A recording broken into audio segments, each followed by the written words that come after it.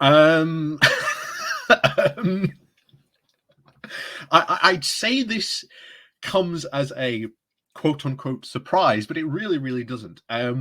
If you know anything about big government projects like the Festival of Brexit, they tend very, very often to end in quite a lot of failure or to spiral out of control or to be a complete waste of money. Now, why does that tend to happen? Well, it's not because of it was wrong to spend that money in the first case in some places like infrastructure investment or in a lot of other things.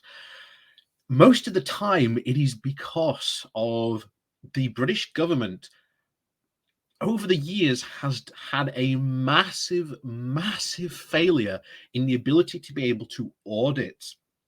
And we have had no audit revolution in how we look at how money is being spent, even prior to what is going on in the spending of this money. So it's got nothing wrong with the government spending money. It's just that middle part where we don't know where most of this money goes or who it's really going to. And that's really the big problem in all this. So when we obviously heard of the Festival of Brexit to begin with, well, last year we said this is going to be a colossal waste of money. It's not going to be any good at all, and it's pretty much been on track for failure. And once again, there's obviously more than just a case of, as we're going to get into here, of it's not just an audit issue, as we've seen in other, shall we say, big government projects. But before we go diving into the problems of the Festival of Brexit, please do remember to hit that like, share, and subscribe to the channel if you are new to see more videos about British news and British politics, if you like that sort of thing. So there are also links down below to my Patreon page and an invitation link called Buy Me Coffee, where you can, well, buy me coffee. And of course, the YouTube memberships are open down below as well. So let's go diving into this. Of the Festival of Brexit is a 120 million pounds waste of money and heading for failure, MPs have said. Oof. Oof. You can feel the body blow just at those very, very words. So, like I say, this comes from the Independent headline. Let's dive into this. So, Boris Johnson's planned Festival of Brexit is a waste of public money and set for failure, a committee of MPs has warned. In a scathing report, the Cross-Party Culture, Media and Support Select Committee has criticised the government's handling of the £120 million project, which is set to take place this year. The event is now officially known as Unboxed Creativity in the UK, but the government's figures, including the Brexit Opportunities Minister, Jacob Rees-Mogg, have characterised it as a festival of Brexit. And MPs say they were told that the event's final name would not be chosen before October of 2021, less than a year before it was actually due to take place, because ministers didn't know what it was. that's even more shocking. And again, working from marketing, I can tell you now, it's really important to have a name for a type of event, because it lets people know exactly what it is and what it is people are going to go to, so they get an idea of what they're going to.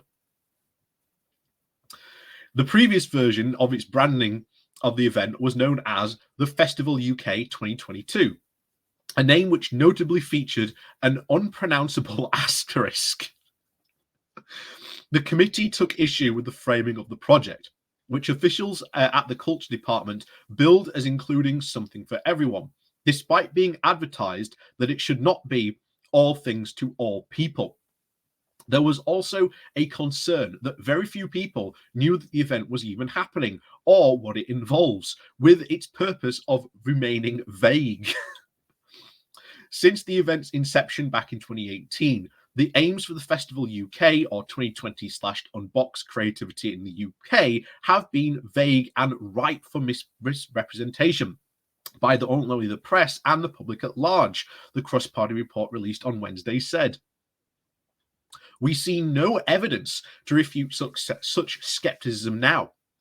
The desire for it to be seemingly catered to everyone everywhere is a receipt for failure, and investing 120 million in something when the government, by their own admission, did not know what it was is irresponsible and a use of public money. The event's organisers have explicitly rejected, of course, the Festival for Brexit label and say that it is, in fact, a UK-wide groundbreaking celebration of creativity taking place in 2022. It is expected to run from March to October of 2022, so it should be on by now.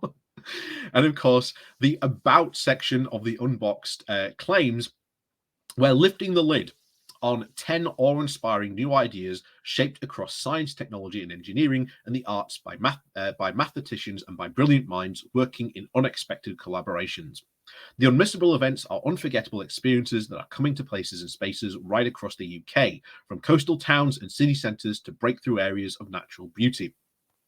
Julie Knight, the Conservative MP who chairs the Culture Select Committee, said the festival's muddled approach was a surefire recipe for failure. Oh, that's a Conservative MP saying that.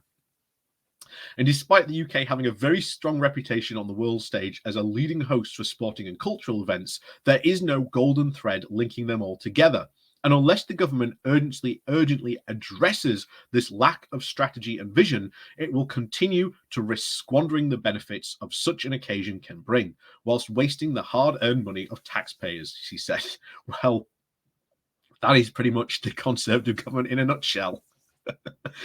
The Unboxed Festival acts as, of course, a prime illustration of an event which have been vague from the start.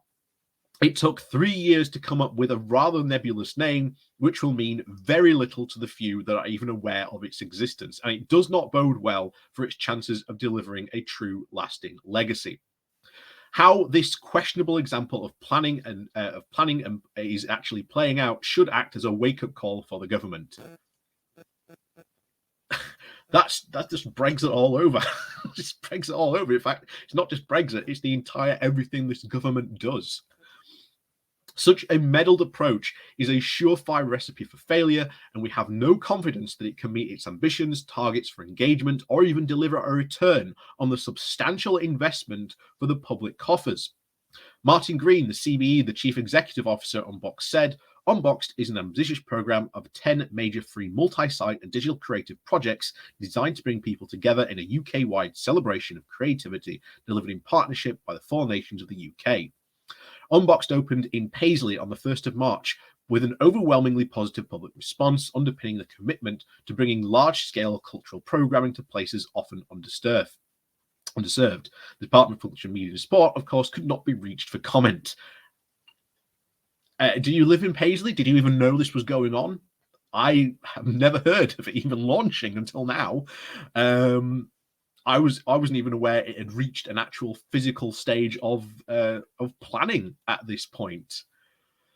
But yeah, you could literally take Festival and Brexit and put COVID, Brexit pre-planning, post-Brexit negotiations, whatever you want in the name of all that criticism that the Conservative MP had said, and just literally label that as the current failures for the government. Heck, even the current Ukraine crisis and the whole refugee crisis could obviously be put before that and say, there's been no planning, there's no strategy behind it.